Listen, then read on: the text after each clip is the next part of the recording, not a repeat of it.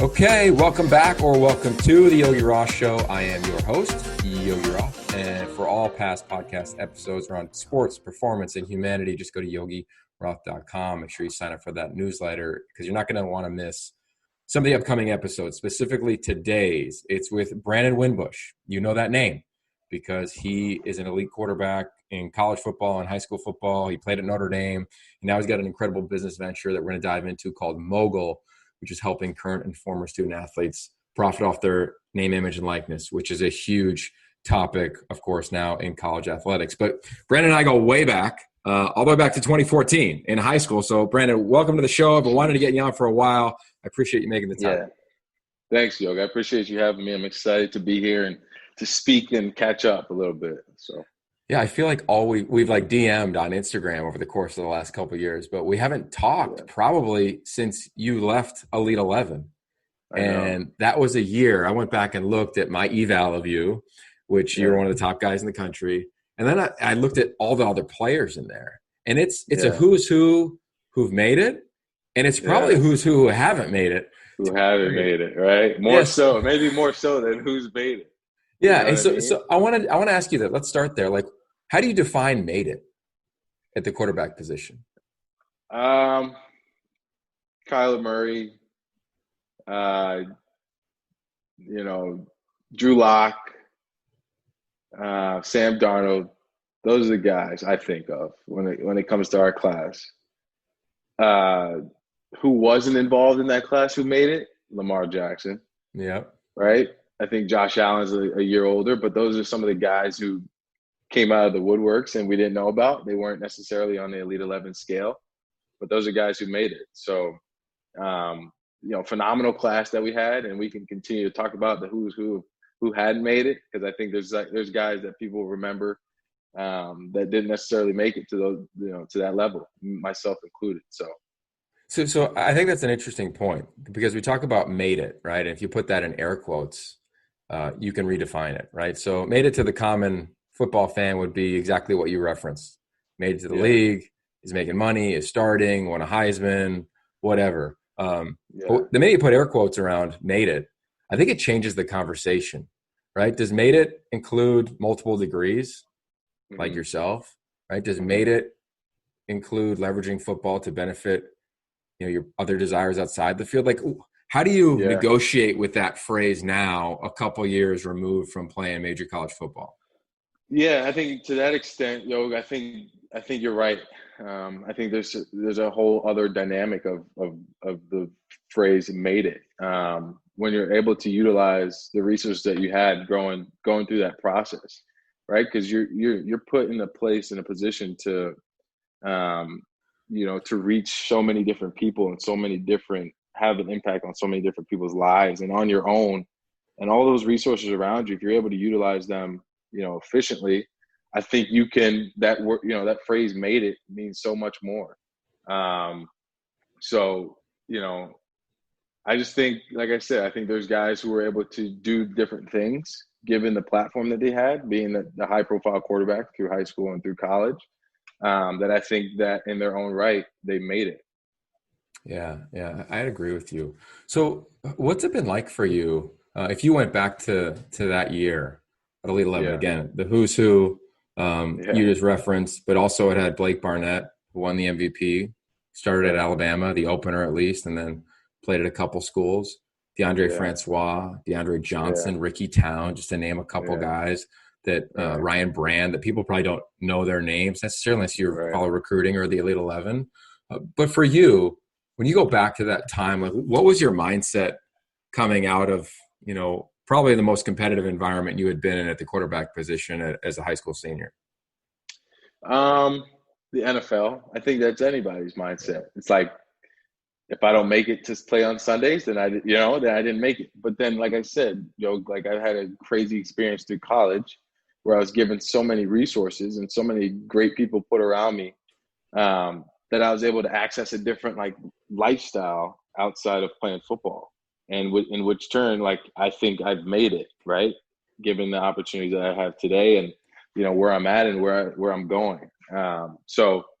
But back in 2014, I thought it was Sunday or bust, right? Like that was it for me. And those are the type of, when you're in that environment, you want to be great. You're a competitor, and if you don't make it to the top of the top, then it's like, all right, this was all for nothing. And that's what you put in all that time for. So even when I had to kind of move on from ball this past year, Yogi, I was like, I put in so much. It was one of the hardest decisions I've ever made in my life, to put ball behind me, because of how much time we've invested. You know what I mean? And just moving on from that thought process of when I was 18 years old, like, if it's not Sundays in 4 years, then it's, I didn't make it. Did you have a moment when you were in college? You started at Notre Dame. You started about 16 games or so, and then ended up transferring to Central Florida. Did you have a moment in your career where you transitioned from NFL being the core focus, or was it always that, and you had to deal with that thought process over the course of the last year? You know who just texted me? Mackenzie Milton. I mean, another guy. Love who him. Just been on the pod. Has he? Yeah. Awesome. Yeah. So, but for me, like, there was a moment, I think it was gradual throughout my collegiate career, where, the NFL didn't necessarily become the central focus. And then I think it plays a part to the type of university that you attend. Understanding that there's so much more to life than football. And I'm speaking to a guy who doesn't, who understands that more than anybody else. I've come to know these past couple of years. So when you're on Notre Dame's campus, it's not, football is obviously the hub and the center of the operations, but there's so many other people, like I keep referring to, there's so many other people that have so many different interests, and who also don't necessarily just care about football, but they care about your well-being, and they care about what you're going to do after football. So it slowly became, right, like, more than football for me while I was on campus there. Yeah, I think that's interesting. A couple of years ago, I interviewed JJ Redick, and he gave this great analogy where he was talking about athletes in general. In the NBA, for him, he's like, I'm going to put in 35 years. Let's just say he retires at 35. Let's take you. Right. How old are you now? 23. Okay, so when did you start playing? About 12. Okay, cool. So you put in 12 years ago. Yeah, so you put in about 12 years of your life into this career. Well, if you look at other careers, you put in 12 years, like, you're a doctor, you're a lawyer, right. You're a partner in a firm, right? You're a partner in an agency. Like, so it's way different than other professions, because you pour so much into football as a craft. And then when you're done, like, you can't use the tangible tools. Like, your arm isn't necessarily going to get you guys more money at your startup company.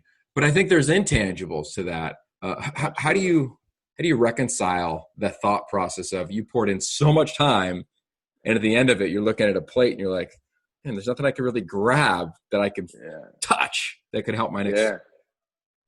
I read something this morning, Yogi. I forget the gentleman's name, but it was like a mortgage lending, an underwriting mortgage lender company, and the CEO and the president was a former Michigan State basketball player under Tom Izzo. And he was just talking about the intangibles, right, that he was able to take from the time they spent with Tom Izzo. And I think he won a national championship, and how he was able to translate them to his $16 billion company now. They're valued at $16 billion today, and they're going public. So, it was something that popped up through my newsletter or whatever. But, right, a lot of the intangibles that he learned through that time are still applicable today in his life as he's 50 years old or whatever. So, like, I've never come short on understanding that those are going to be the most important lessons while I was playing ball. The discipline, right? Being on time, the accountability, understanding what it takes to win, and it's not an easy thing. It's never going to be easy. And all those lessons are still applicable in any industry or any field that you apply yourself to. So, I think I did a good job of that. And I think that was some stuff that was instilled when you're on like I keep saying, when you're on Notre Dame's campus. Those are some of the values that are just instilled as you as an athlete. And it's just a level of standard that they hold. So I tip my hats off to the people on the campus over there in South Bend. So do I. I don't know if you know this, but I'm teaching a class right now, called it Storytelling the Internship, because here we are in a pandemic, and well, a lot of schools are playing, and most schools will eventually play this fall. a lot of athletes, high school and college, had their seasons postponed, especially like Right. Olympic sports too. And I was like, if I'm in college, I would get 12 digital internships this semester, right? 100%. Like this would be considered an internship for you potentially, right? Like a Zoom call. 100%. Right. And I had a bunch of athletes apply, and I was like, all right, I'm only going to hire one or two. How do I pour into 20, 30, 40, 50 athletes? And I was Yeah. like, I'm going to start a class. So every There you week we've go. got a guest speaker, and some of them, like Mike Gervais is going to come next week and be our Yeah. teacher. Kevin Carroll, who I think spoke to your group, is going to come. What do you think about the thought around, internships when you're a player, when you're an athlete, and take advantage of relationships, even if it's over a cup of coffee? Yeah. I got to get up with you more, Yogi. I just read a little bit about, what you've been up to these past, like, I think I've learned more in the past, like, an hour than I had, honestly. So I commend you for everything that you've accomplished and everything that you're continuing to do today. But as far as internships when you're an athlete and when you're a student athlete, obviously there's so much rigor in your schedule and there's so much constraint, right? That you're not able to do a lot of things. But I was able to go 3 summers consecutively and actually do something that was enhancing my life outside of off the football field. So I think it's your will and your want to do something like that, to engage and to attend the career fairs that are coming on your campus throughout the year. And it's really, it's a testament to the lifestyle that you want to live when you're done playing ball. So all those opportunities, no matter where you are going to present themselves, and it's up to you to engage and to, interact and be a part of that community on campus, because there's so many other people doing it. You know what I mean? And like, I just thought for myself, so a great thing that Notre Dame did was put you in a dorm with regular students, right? So you weren't isolated just with your team. So when everybody else was doing those types of things on campus, I was like, okay, I have to take part in these and not fall behind, because I understand football is not forever. It stands for not for long, right? So it's like all these things that are coming to campus, if these kids are doing them and they're making headway and I'm sitting around doing nothing, I'm losing time and I'm losing that competitive advantage for when ball's done. Competitive advantage. Wow, what a trait at your Yeah. position.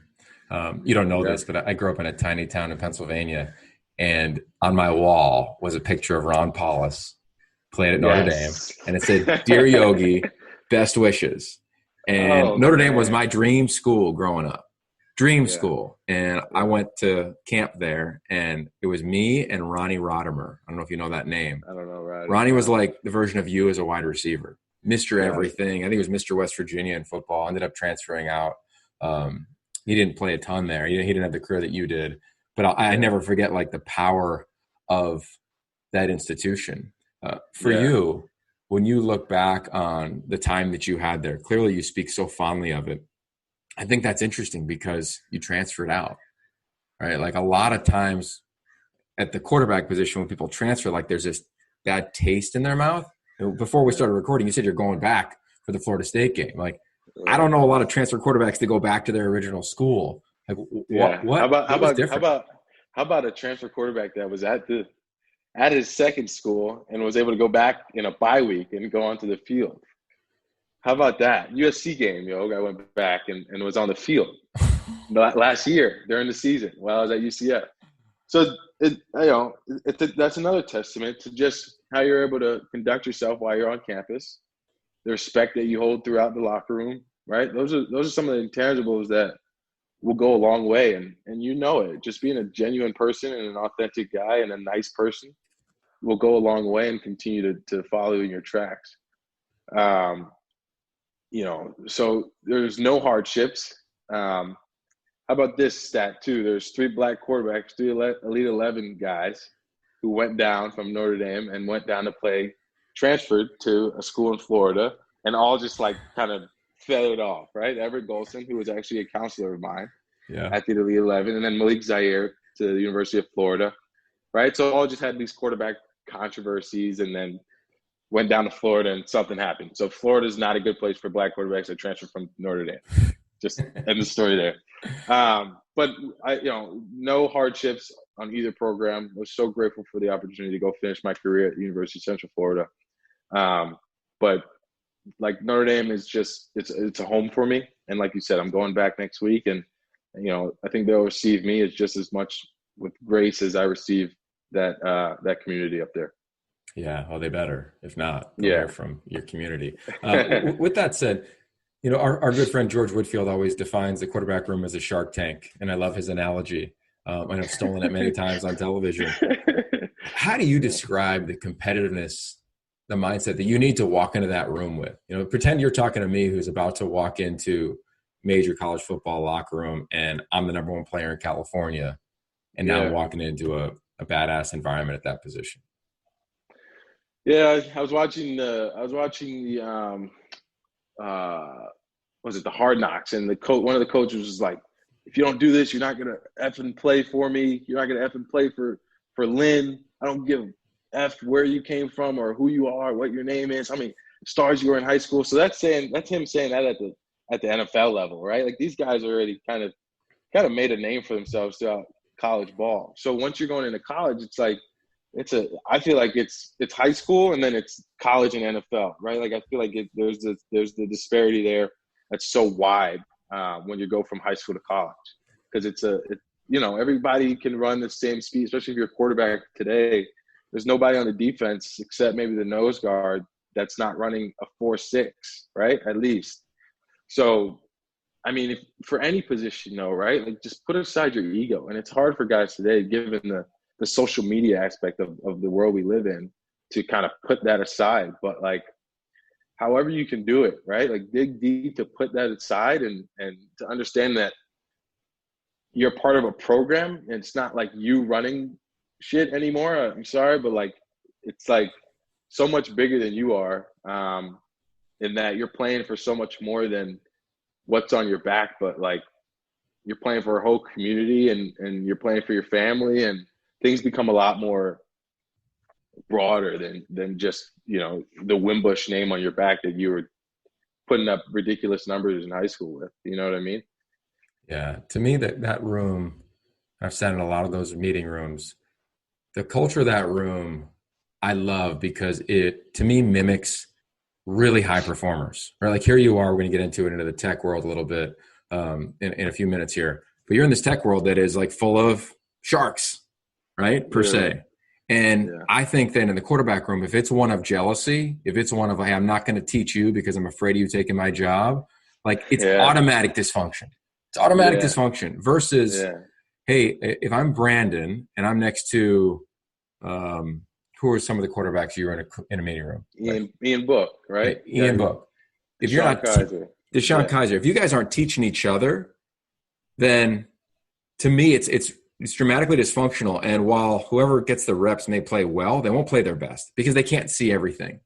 What have you experienced dysfunction in that room, or have you experienced great camaraderie in a room? And what has been the result of either? I think I've experienced both.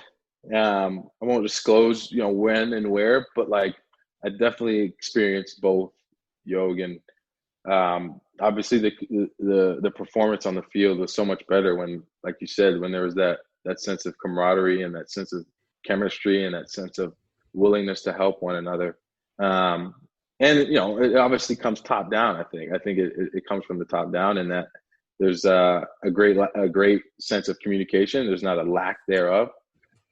Which makes for just a lot more fluidity in the overall operation. I love that. You referenced black quarterbacks, Everett Golston, Malik Zaire, Deshaun Kaiser, yourself. Notre Dame, where it's located, doesn't necessarily seem like a beacon for black quarterbacks, right? But I remember growing up with Tony Rice playing quarterback at that school. There's been black quarterbacks there. But what was your experience like being a black quarterback in the middle of a country in a predominantly it's not known for being diverse. Let's just say the state of Indiana. Yeah. It was good. I think I was young and I was oblivious to things. And then I think that's, the state that we're in today, it's kind of opened my mind to that. It's opened my eyes to how oblivious I may have been to some of the stuff that was going on. But for me, I'm such an optimist and like a positive individual that like I never saw the bad in anybody. So I always give the benefit of the doubt, Yogi. Like I still do. And I think some people don't mean the things that, how they come across, or some people interpret things differently. And for me, I was just like, pop, like that guy means well, that lady means well. So I enjoyed it, man. And like I said, I speak so highly of the community there, and I think they supported their athletes, which I was probably in a bubble, to be honest with you, Yogi. I was in a bubble being on the campus, being an athlete. And I think a lot of athletes are. And I think that's what makes you oblivious to some stuff that goes on your respective campus. And I urge fellow people who listen to this and watch it that they put that perspective of being an athlete behind them and kind of step into the real shoes of who they are as an individual, other than playing their sports. Yeah, what would be some of your guidance, like for that first step?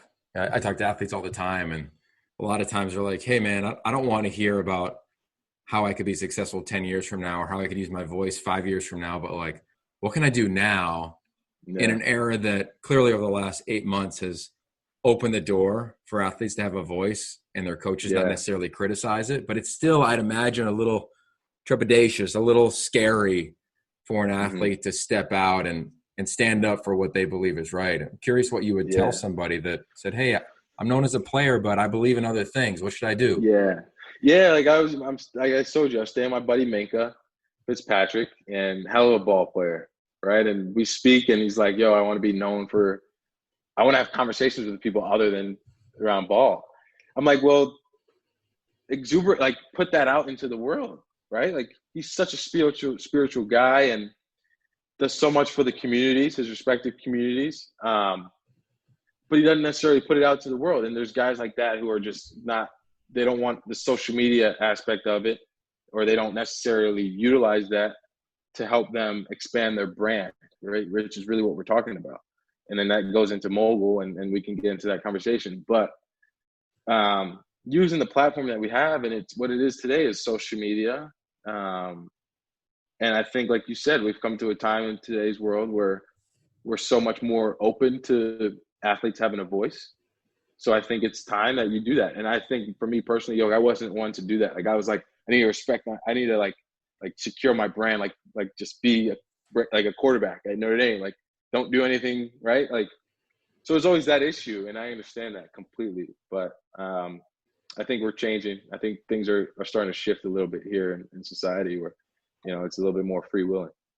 Yeah, I'm with you there. Okay, so let's talk about Mogul. Tell me about it. I'm an athlete, and you walk into my locker room, like, what is Mogul all about?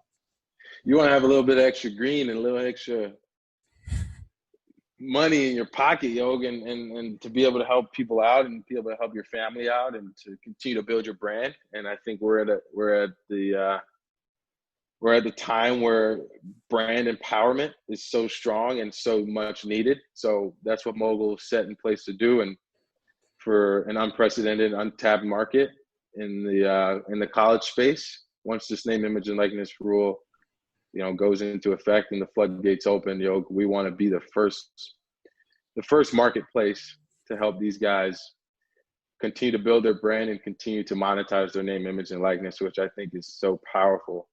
And it is such a much needed shift in the college space. Agree. I am a huge fan of Jeremy Darlow. I've given him quotes in his book, Athletes Are Brands Too. I talk to athletes a lot about the world of branding. Curious for you, what was like the tipping point for you to say, let me get involved in the tech space? You had just retired and walked away from the game, which, as you referenced, was not easy, probably is still not easy. I'm 39, and I still think I can go play slot receiver at UCLA right now because they got – You can go play on a Brady-led team, I'm sure, Yogi. Exactly, yeah. There's a guy like me on every team now, it feels like. So that's just to give you a heads up, that's never going to stop. You're always going to want to go play. But what was the tipping point for you to start this brand? That fact that so I did some work at Excel, which is a venture capital in Palo Alto, and that kind of piqued my interest in the startup space. And then I continued that venture work back on campus. I was a founding member of the Founders Fund, which we actually recently changed the name of, which is still an ongoing group on campus. And we did some investing, and I really enjoyed the space overall. So then I started to have conversations with people who run or manage funds that invest at the intersection of sports and tech. And I was like, oh, wow, like I didn't even really know this space existed. And it's such a high growth, opportunity in a high growth space. And I was like, this is something I'm interested. This is what I know. Like I want to be in finance, and I want to be around sports as much as I can. So those types of opportunities really kind of got me flowing on the kind of entrepreneurial spirit and entrepreneurial mindset and ways of thinking. But then I had a buddy of mine who I knew from Jersey, and I was connected to. He went to Notre Dame, graduated 2 years before me, and he had an idea around this space once these rules started kind of shifting by the NCAA. And I had some thoughts around it too. So we kind of came together and we're like, let's see what we can do here to kind of tap into this very lucrative market.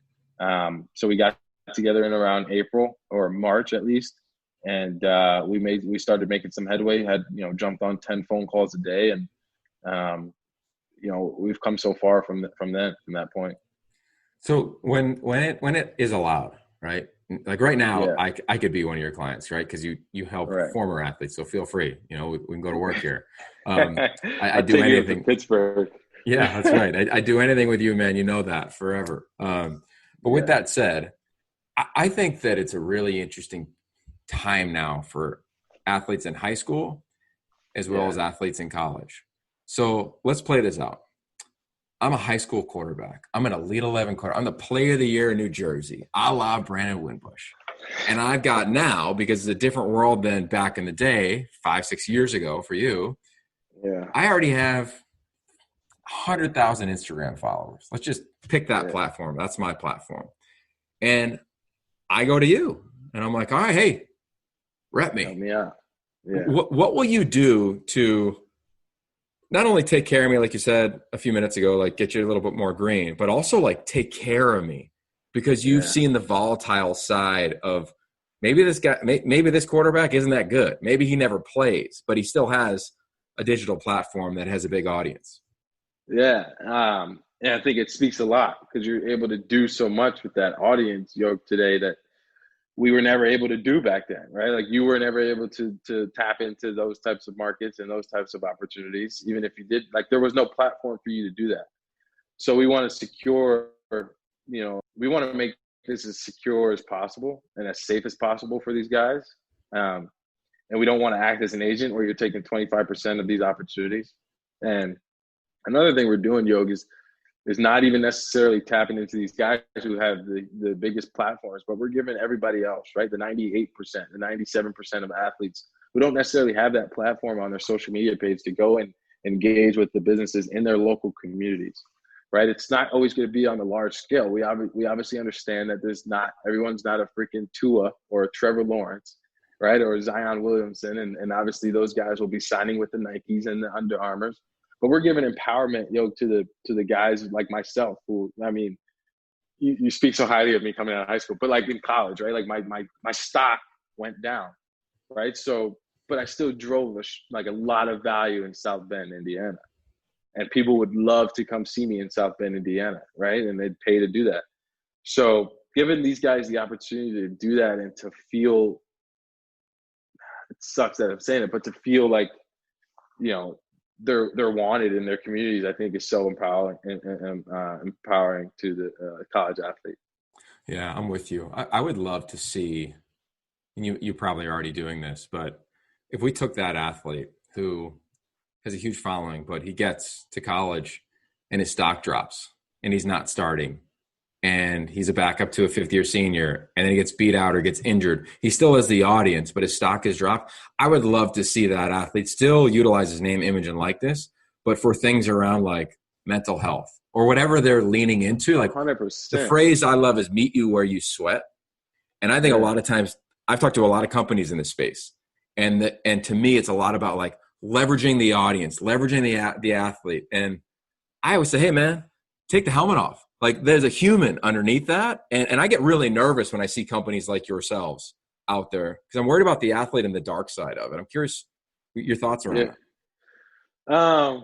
I think that's a great point. And I think there's an aspect of this entire space that's going to allow guys to but that's that brand empowerment, Yogi, right? Like that brand building aspect of it. That if you're a guy who's worried about mental health, right? Like I've become really tight with Brandon Marshall over the past 5 months.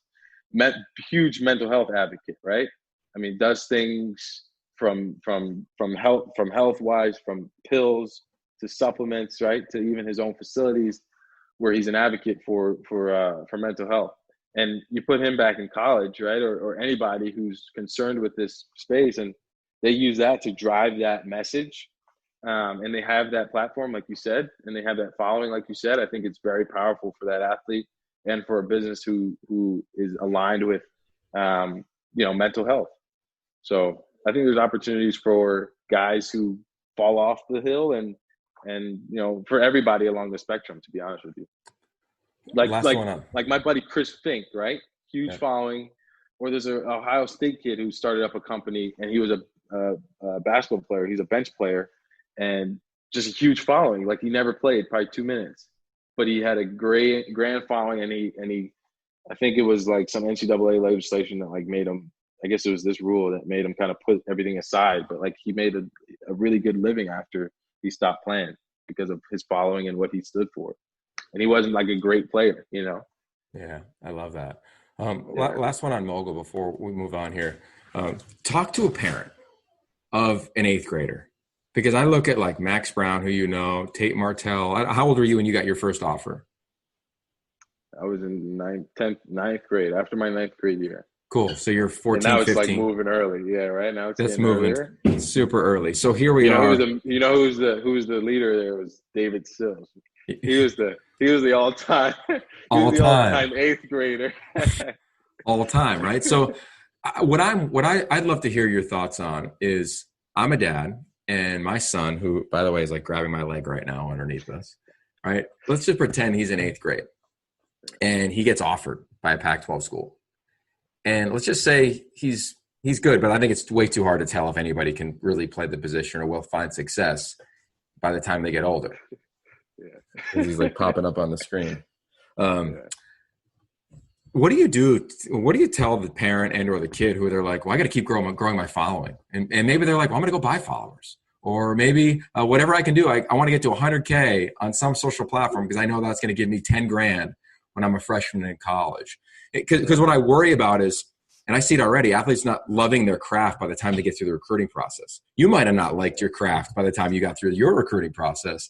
And I'm worried about that because now I think athletes are thinking, well, I'm just going to go make money. And parents are thinking, I'm going to go leverage my kid to make money. So talk directly to dad right now whose kid is a projected phenom. Damn, Yogi, I haven't even thought about that, right? Like, but I think that happens. I think that happens in the influencer market itself.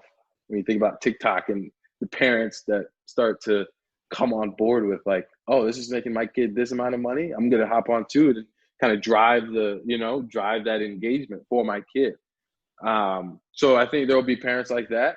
And then I think there'll be parents and fathers that are so committed to the craft and committed to the game that just love the game for what it is, right? And that they probably won't let their kids kind of veer off into the commodity of just making money off their name, image, and likeness. And then there'll be kids that are without guidance and will have to do everything on their own. And we've seen that. And sometimes it works out for the best and sometimes it doesn't. And so it'll be interesting. And that's a conversation that hopefully we can help, right? Like hopefully we can help balance that, because obviously it'll be another dimension. It's going to be a dynamic and a dimension for high school athletes when they're considering schools and considering what type of market they want to engage, right? Do they want to go to UCLA or do they want to go to a South Bend or right, which is a much smaller market, economically comparable, Yeah, so. Totally, man. I can't wait to see you tackle that and be the leader in that dialogue.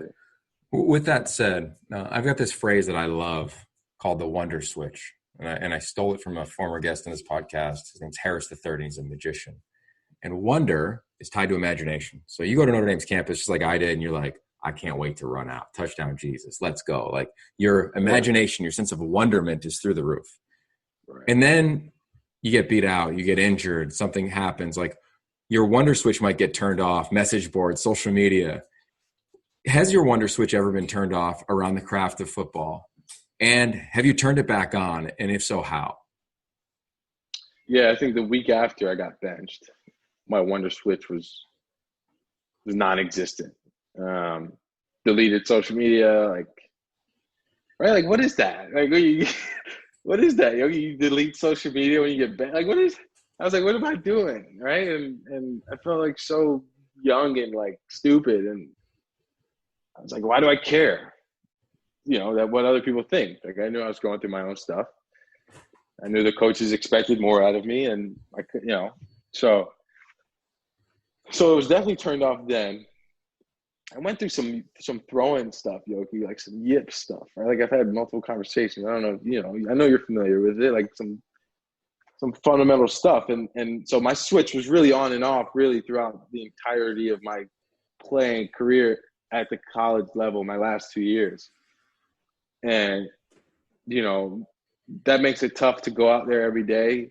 Even at practice, you have a feeling of excitement and wanting to be out there for practice when things are rolling, right? But then once you get benched and you're going through some things, maybe on and off the field, then you're like, all right, I don't have that feeling of excitement or that feeling of love for the game.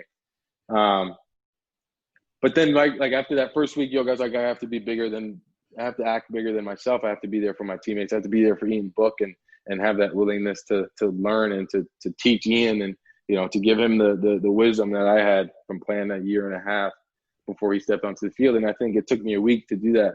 But I understand we had something special in that team, and that's when we went 12-0 that year. So. Yeah. So how about now? Like, did you recognize that, like, you control the switch versus it being controlled by, at the time, I'll just call it Brian External. Kelly, Yeah. Twitter, right? Because you deleted it, Yeah. like, because I think you can speak to a lot of quarterbacks not named Trevor and Tua necessarily right now, not Justin Fields, but all the other guys in college that are in this fight right now, like Miles Brennan, like guys that are just great dudes, came through the 11, same hype as you did, and some of it's working, some of it's not. How about? I think you should get this guy on. Speaks to the story like pinpoint on KJ Costello. Yeah. Right? Like, got benched, got hurt, I think was the story, and then you get booted, and you got to go seek out another opportunity, and then you go throw 1,000 yards in one game, and it's like my wonder switch is back on. You know what I mean? So yeah, I don't know. It's crazy how that all can work out for yourself, and I think now for me, I understand that I can control what I can control. And right now it's still being around the game, which I love.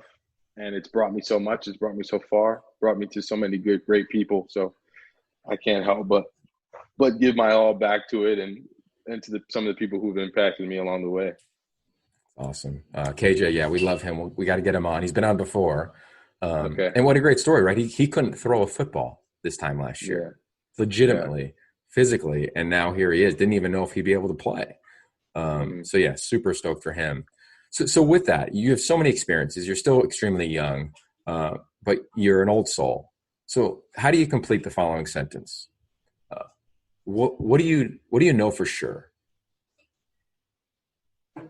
What do you know for sure? I'm thinking about it, Yogi. What do you know for sure? Authentically, you know who you are. Yeah, and I who's think that? that's it. Who's that for you? That's it. For me, it's a guy who desires to be literally the best person I could be in all aspects of my life and the nicest person, right? Like, I've been reading a bunch of books, and a lot of them have this similar theme of continue to be genuine, humble. Like, there's no room to not be humble in life. Like, and always show appreciation for people who do things for you or don't do things for you.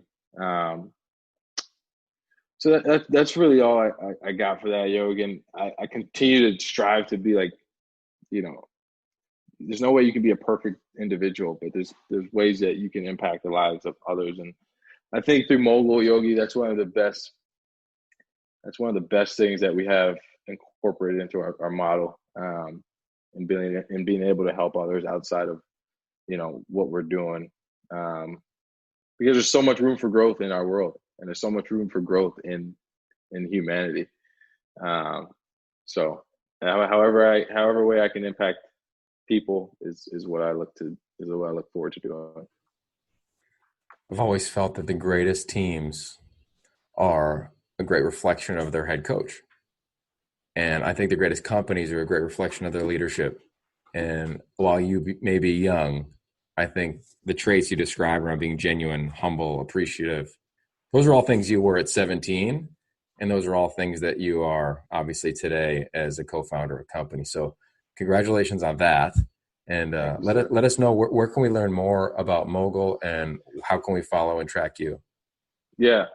If you're an athlete, I urge you to sign up and subscribe to the platform so we can keep you guys updated on the NCAA's rules and regulations that will be voted on in January, and moving forward, we'll keep you guys updated on any progress there. And we want to get the college athletes paid, so sign up to the platform so we have all your information. And then once you're on the platform and once the rule rolls out and floodgates open up, we'll help you directly seek out these engagements and these opportunities in your markets. So, we have a couple rollout cities: Ann Arbor, South Bend, Columbus, Ohio, Austin, right? Those places with big markets, Tuscaloosa. So we want to get in those types of locker rooms and be able to help those guys out initially, and then take this thing nationwide. So, That's awesome. Get Mogul on Instagram, and then mogul.online for our website. And you can find all the information there. I love that, man. Well, I'm excited for you. I can't wait to see kind of what you do and how you continue to do it. And we need you in a Pac-12 city, clearly. So can we get to a Pac-12 footprint as well, man? So we can make sure everybody out here feels you. LA is such a big, I could get out there too. You got to help me out with that one. But LA is going to be dominant. I'm really excited or interested to see how that landscape is going to play out in LA, being so many schools and so many big businesses and whatnot. So that'll be interesting to see, and if guys will consider that type of stuff when they're making their decisions to either go to UCLA or USC. So that'll be fun. I love it, man. We'll be tracking you the whole time. What's your social media so people can follow you? Brandon Wimbush 7. I love it. All right, we'll put it all in the show notes. Instagram. Yep. You're always invited to our class. It's every Wednesday night. We talk about storytelling. Okay. Come hang out. It's on Zoom. It's free, man. Join a bunch of athletes. I'm sure they'd love to hear from you. But either way, we got to stay connected, man. I'm so stoked for you. Absolutely. I appreciate you, man. Thank you for being a genuine person too, Yogi. I appreciate you, man. Anytime. That is Brandon Wimbush. Man, I've loved him from the moment I met him at Elite 11. Not surprised. And you could track and project guys sometimes to the NFL, but you can definitely track and project them in terms of how they're going to be successful in life. He was one of those at 17, clearly is that now, as his college career and football career is hitting the next phase. So I'm Yogi Roth. Go to yogiroth.com. Sign up for the newsletter. We'll keep you posted on all things college football and, of course, this podcast and much more. And track Brandon Wimbush. All of his social media will be in the show notes. And check out Mogul. I think it's an up-and-coming company, and it's desperately needed for student athletes as the world is about to shift in the next year or so. All right. For now, I'm out. Peace. Thanks, man.